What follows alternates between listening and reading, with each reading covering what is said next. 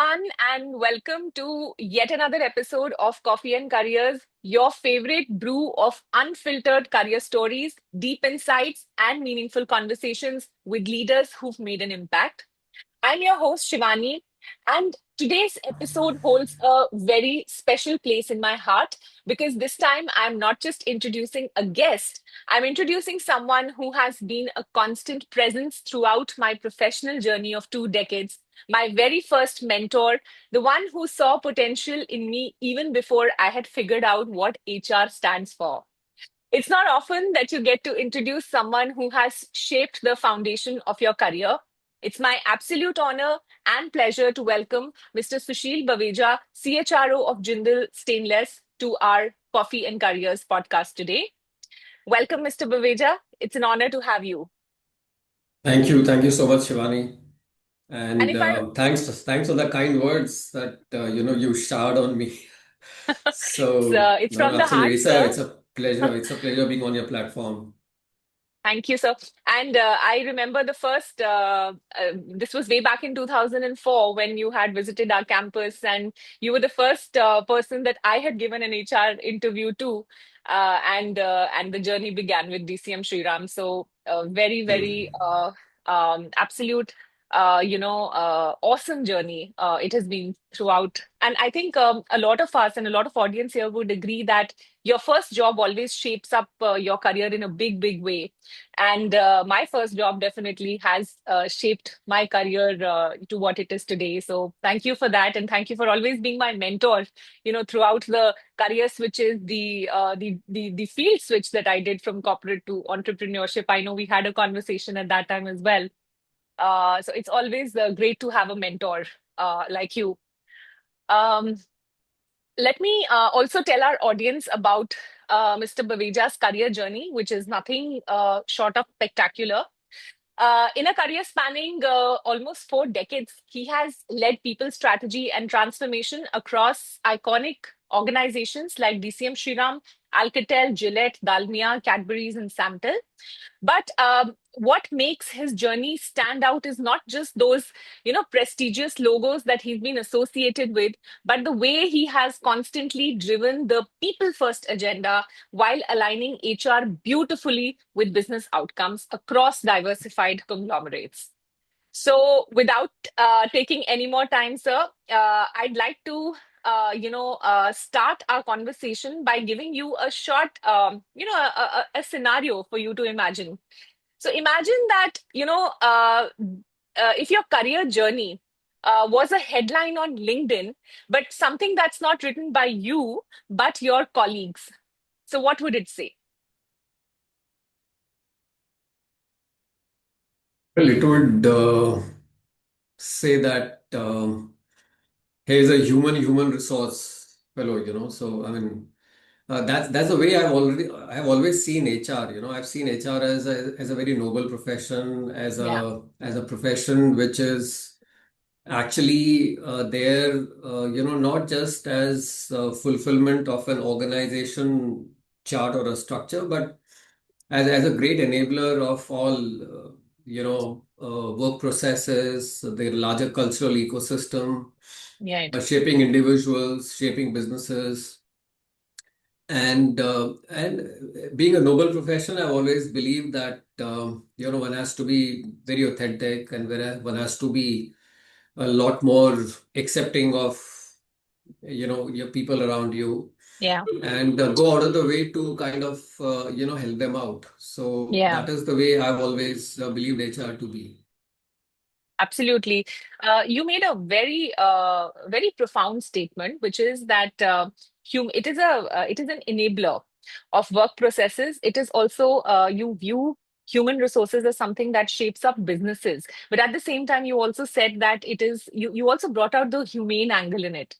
And I think that's the power and that's the wisdom of a seasoned leader, where you can bring that balance, that fine line of balance between being business focused but at the same time being empathetic and driving the people's agenda. So I think that's a great point made by you, sir. But you've seen industries and people evolve over the years. So how you started your career in 1984, And from then to today, which is 2025, how have you seen the role of HR evolving? What are some of the key changes that you've personally seen, transitioning or evolving in HR? So HR actually, during my time when I started my career in 1984, was never known as HR. Actually, it was known as the personnel function. Personnel. Yeah, Yes. it used to be known as PNA Yeah. actually. Well, you and Yeah. I may call it as personnel administration, but your stakeholders that time used to call it as Panga and Adanga. So That's that a is the good. kind of Yeah. perception that HR has had at that point in time, and it has progressively evolved. Uh, but I would also say that what HR does, what is on the agenda of HR, is also driven a lot by the organization that you work for. Right. By your leader, by by your top management. I was very fortunate to have had leaders who were pretty people centric, people who actually genuinely believed the people agenda, the HR agenda, so to say, Right. and that acts as a great enabler. Yeah. So progressively, of course, you've seen HR being a lot more administrative oriented, a lot more transactional in nature, a lot more focused on operational outcomes. Yeah. And you're going forward, it has become a lot more strategic. Mm. It has started playing a much more active role in terms of partnering with business to drive business performance, to drive business outcome. From a time where it used to be in its own space, being looking at its own agenda in isolation from the business wants. Today, it's a much more evolved scenario. It is a scenario where HR works very very closely with the business to make sure that anything that is done is impacting the business performance and the business outcome. So it has Absolutely. become a lot more progressive over a period of time. The focus is in terms of not just operational outcomes, but in terms of Yeah. driving a strategic agenda going forward. Absolutely, sir. And the transition from the Panga and Adanga to being a human, a business enabler, actually, if you were to Yeah. call it. I think that's been a long journey, but I think what you made again a very solid point, saying that you've been fortunate to have to be working with leadership that was supporting the people's agenda. So I think that's a key message there, that driving people's agenda, or the human enablement part is not just the work of human resources. In fact, HR cannot do it if there is no support from the top management. So I think it all begins from the leaders, it begins from the top management. The focus towards having a solid people strategy, not just strategy, but having the mindset of enabling the human resources function. So that's a great one. But you've built teams in sectors that aren't always in the spotlight. So, what's something about working in manufacturing that nobody tells you, but you wish that more young professionals knew about it? Yeah, so manufacturing is a sector I would say which is the most genuine sector where you actually meet humans, Yeah, where you actually meet people who are a lot more grounded and who are a lot more simple, so to say. And so that brings in a very different flavor to the kind of experience that you have. yeah, And I would say that actually it is manufacturing which makes you a lot more human and a lot more understanding, a lot more compassionate. yeah, Any stint that you do, particularly at a factory location for that matter, and which is so important. I would say that that is where you get a real human experience. You actually come across, a diverse set of people. If there are 1,000 employees working in an organization, so it means that you have an opportunity to experience 1,000 unique experiences, 1,000 unique set of, information or a data point. And right. that is where I think you get a lot more richer in terms of your understanding, in terms of your perspectives, in terms of your knowledge. And manufacturing is a sector which actually really fast tracks you in terms of your knowledge, your capability, your competency, your understanding of the human element in an organization. And it Right. makes you a lot more grounded. It makes you a lot more grounded. It makes you a lot more, authentic. That's the way I feel about manufacturing, genuinely. Absolutely. Having worked in the manufacturing sector right in the beginning of my career, I can vouch for this. I know when I had joined DCM Shriram as a management trainee, I had my reservations of, going to a factory location and beginning my career with it.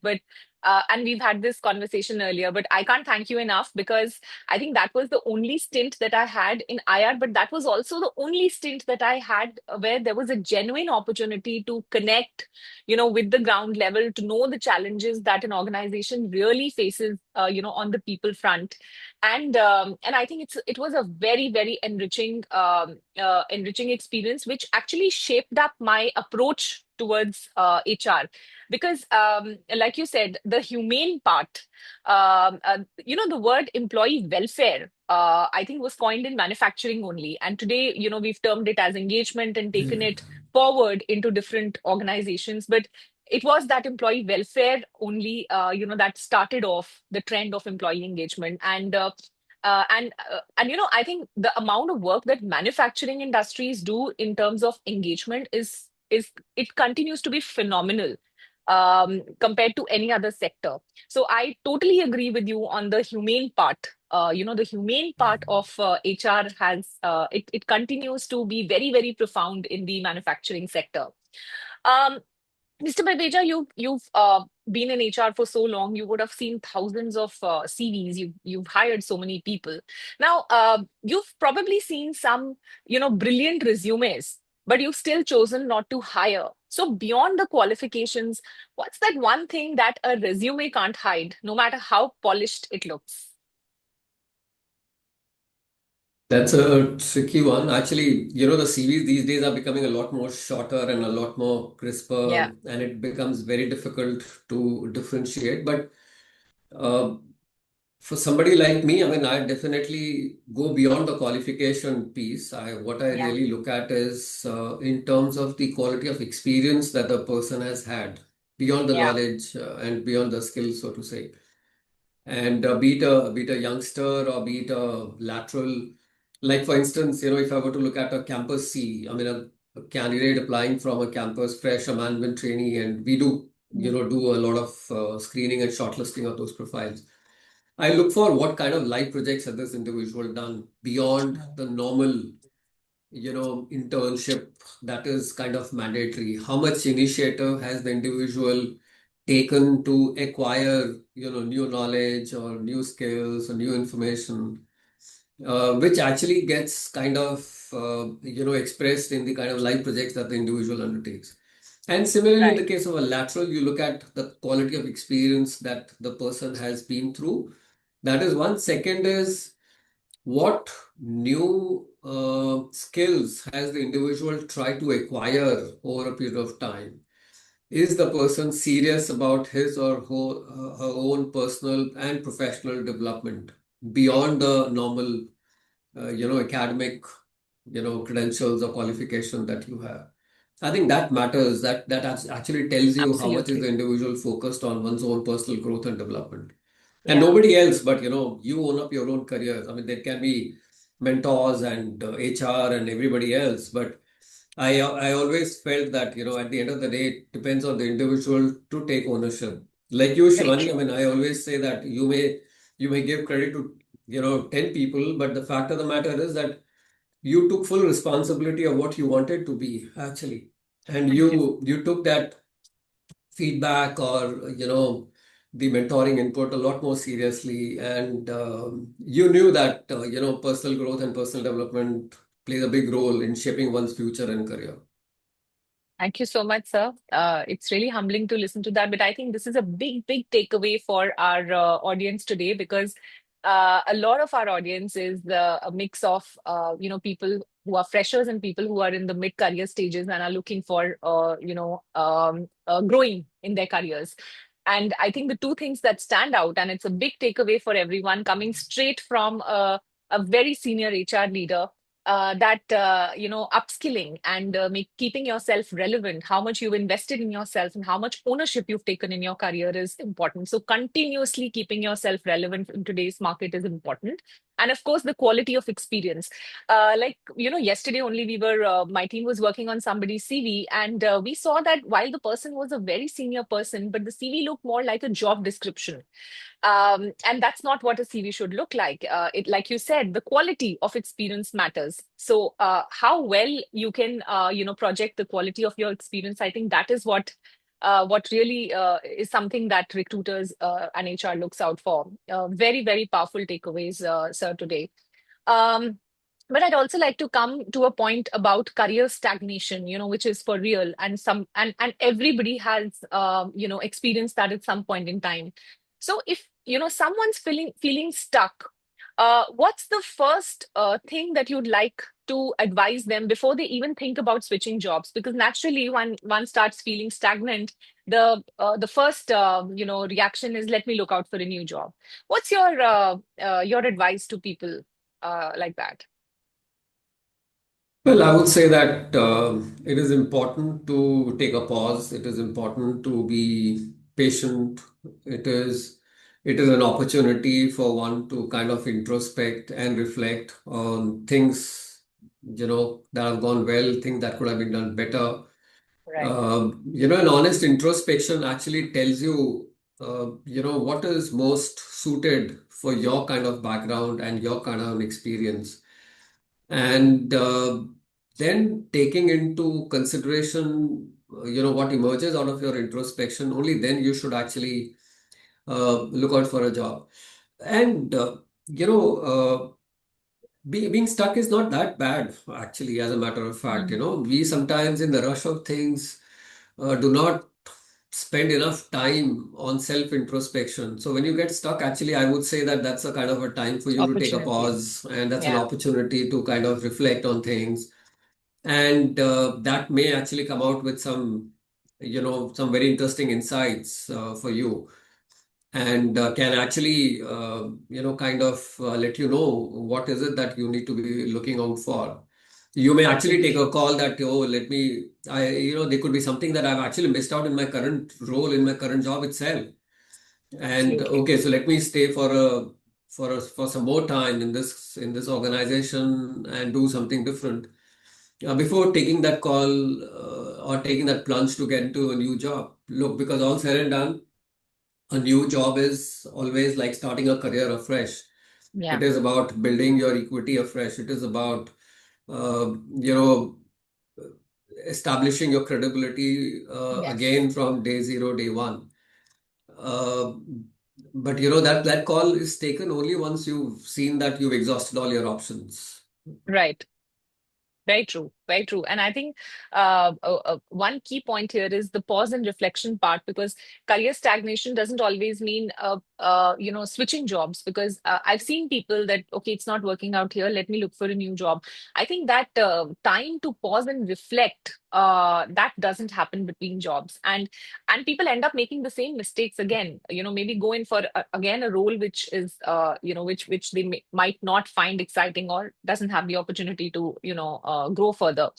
So I think the pause and reflect is a very powerful one here. And I also look at it as an opportunity to sort of, re-eject yourself. Like you said, the deep introspection helps you to really know, what have I done? Why is my career stagnant? One of my guests on the podcast had made a very interesting statement around having a SWOT for yourselves. And I think 90% or maybe 95% of the people probably would not do that when they think of a career change. It's always the organization, that's not giving me enough. But what's in it that Hmm. I'm not doing on my career? That's what is very, very important, to do when you're looking for jobs. So totally agree on that. But talking from your experience, Mr. Baveja, when you reflect on your career, I want to ask you that, was there ever a moment where you felt stuck or unsure? And what decision or mindset then helped you push forward and reach you where you are today? Hearing your personal experience would really benefit the audience today. Well, actually, uh, you know, I think I have enjoyed all my experiences. There have been occasions when, I felt that there was a kind of a stagnation. And again, it relates to the kind of age you're Yeah. in at that point in time. So there are many such drivers there. And but yes, I mean, there was a occasion, one of my jobs, and this is particularly when I was working for Alcatel, for that matter, Hmm. where I thought that possibly there isn't enough room for me to kind of further spend time Grow. here, or further grow out here. Mm. And so then at that stage I thought that I need to be actually kind of moving ahead and looking at something new, exploring something new. And uh, having spent so much time in multinationals at that time, so before that I was with Gillette, I was with Cadbury's, and Right. so I used to be a very multinational oriented Yeah. individual at that point in time. But I took a pause, I took a reflection, and I said that Mm. any move or any switch that I do, I should focus on the kind of exposure that I would get, the kind of experience that I would get, the kind of work ecosystem that I would be kind of experiencing.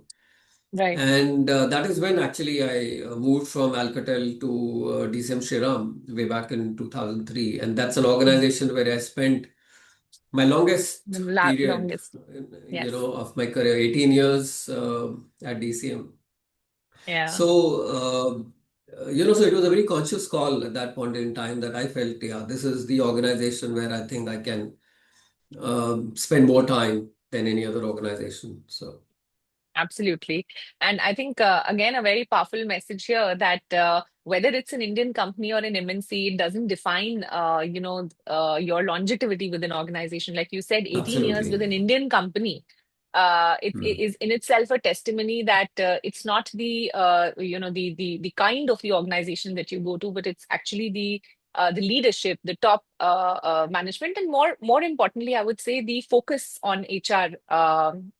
I've been a part of that organization, and I've seen how much focus was there on on people, on well-being, on but at the same time, it's a very the businesses are doing very well. So it's I think that organization probably is an epitome of the fact that you can do your business well and also keep your people happy and engaged, and do a lot on the people front also. So and I think a lot of organizations today, including the one that you're in currently, Jindal, I think that's also a again an epitome of the fact that businesses can do well and the people agenda can also be at the forefront. So I think it's a very, very good mix of the two.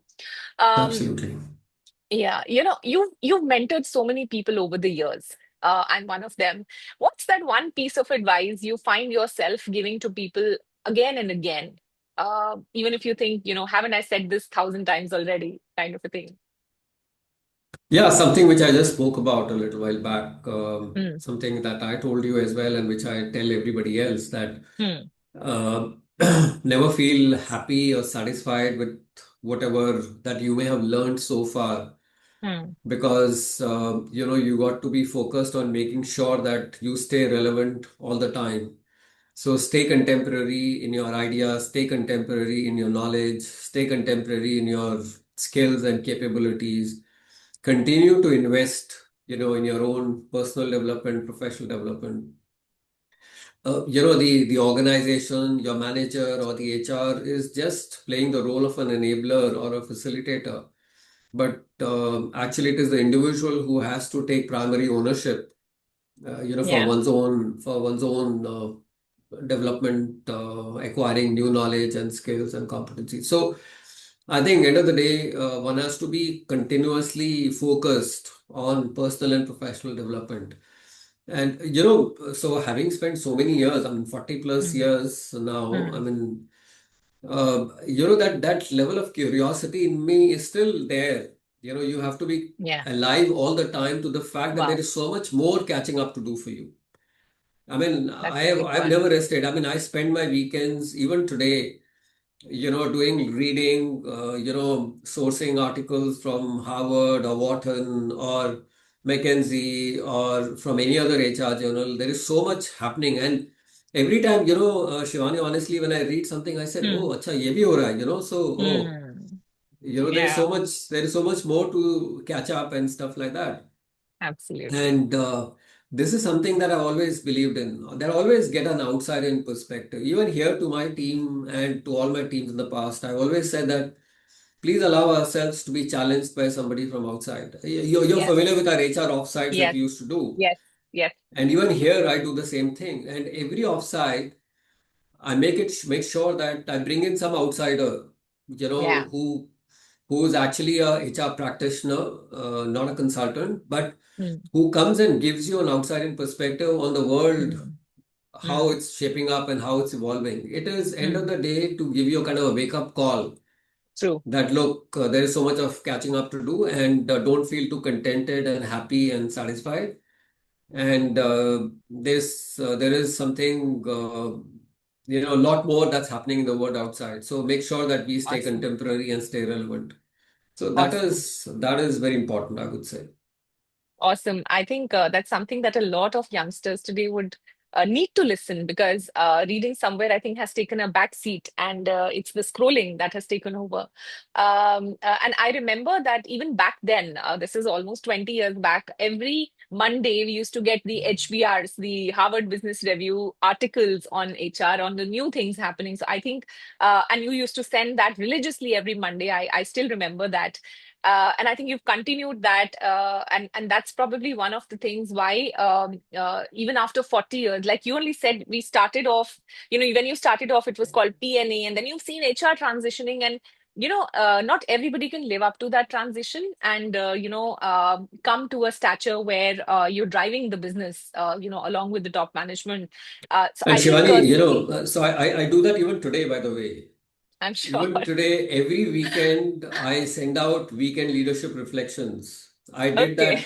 I did that for about 18 years at DCM Shriram. Yes. And here again at Jindal Stainless, right from the time that I've joined, every weekend, Saturday or Sunday, there would be a mail coming in from my side to the entire leadership team and to the entire HR HR. team, Very nice. in terms of some leadership thoughts or perspectives, some reading that I may have done, which I thought, well, this actually is something relevant to all of us. Worth So why sharing. don't we all read it together? So. Absolutely. That's so amazing. And I think that's a lesson for the leaders also, that it's not just about staying updated yourself, but it's also about owning up that upskillingness and sharing the knowledge that you have with your teams. I think that's a real powerful one. And I think what you said about staying contemporary in today's times, it is phenomenal. It is phenomenally relevant because with the way things are changing, with the way the workplace landscape is changing, the jobs are becoming, 20 years back, none of us thought about the kind of jobs that we have today.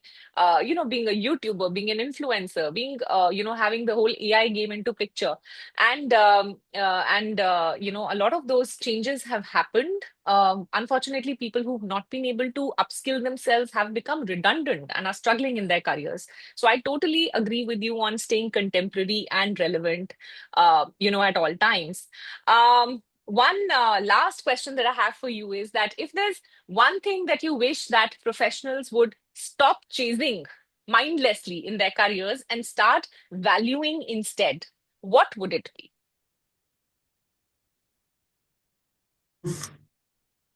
Well, one of course is the fact that which I mentioned earlier, like people should stop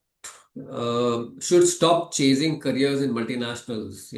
Mm, That is something that you mm, typically see of youngsters and anybody yeah. else having that very Yes. strong ambition or aspiration to be part of a multinational organization, to get that brand, to get that label, to get that title.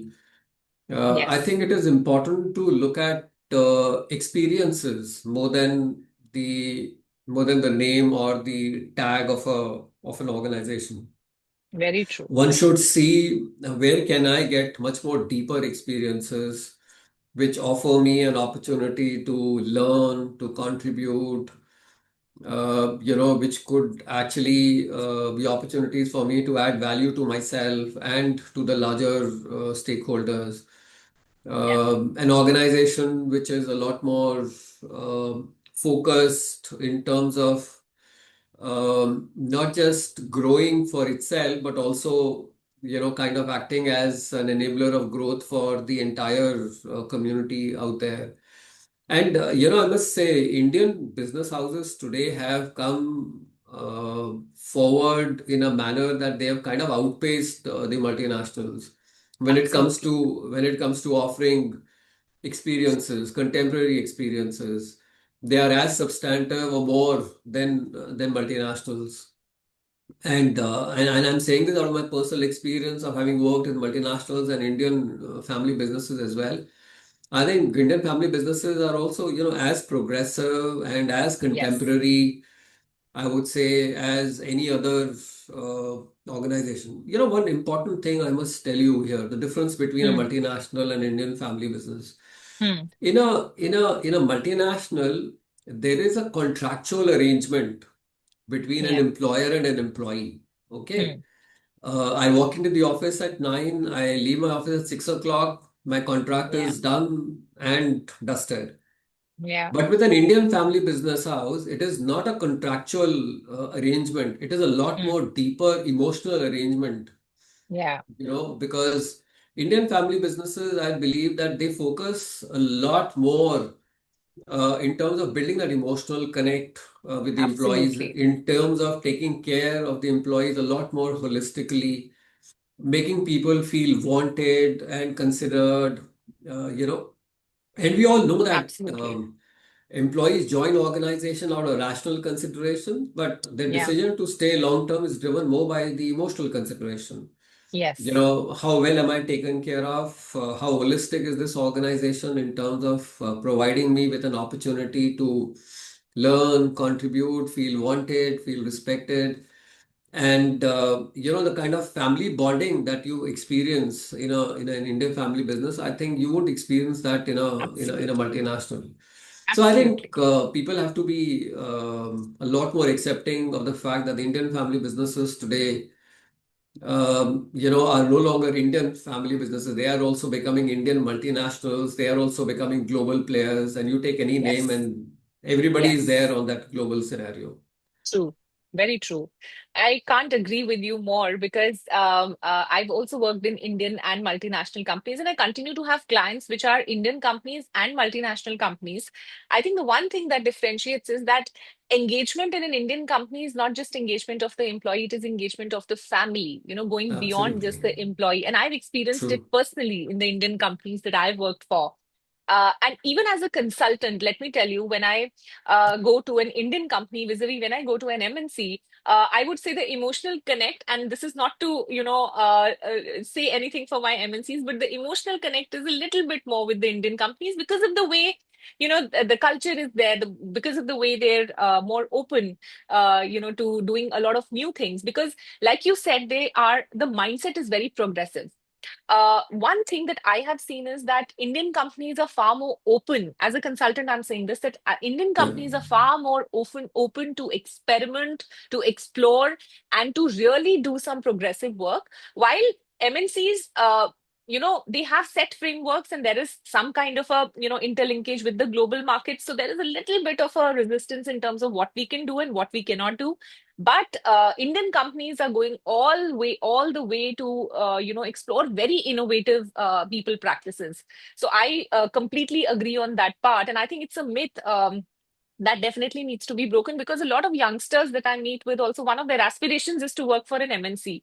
While it's good to have it as an aspiration, I tell them, but when it comes to making a career, you would definitely be attracted to an Indian company a little bit more than you would get attracted to an MNC. Um, True. Mr. Baveja, it's been a great episode. I think I would have personally loved to continue this, but in the interest of time, we'll have to, bring this to an end. Thank you so much for sharing, Thank you. very, very powerful and very authentic insights today. Your journey is not just inspiring, it is a reminder of how actually Leadership, when it is rooted in values, in resilience, and most importantly, in authenticity, can shape not just organizations, but lives, just like it did shape mine. I personally enjoyed our conversation, and I look forward to having you again on our podcast sometime soon on another topic. Sure. Thank you. Thank you so much, Shivani. Thank you. Thank you, sir. And for the people who've joined us today, I think as I wrap up this episode, I just want to leave our audience with this thought that your career isn't just about titles or timelines. It's about alignment with your values, with your purpose, and the kind of impact that you want to create. There will be, seasons of acceleration. There will be moments of stillness, but every phase has a role in shaping who you become. So just trust that you are still moving forward no matter in what phase you are. Thank you for tuning in, and see you after 2 weeks with another exciting session with another power speaker. Keep growing, keep thriving.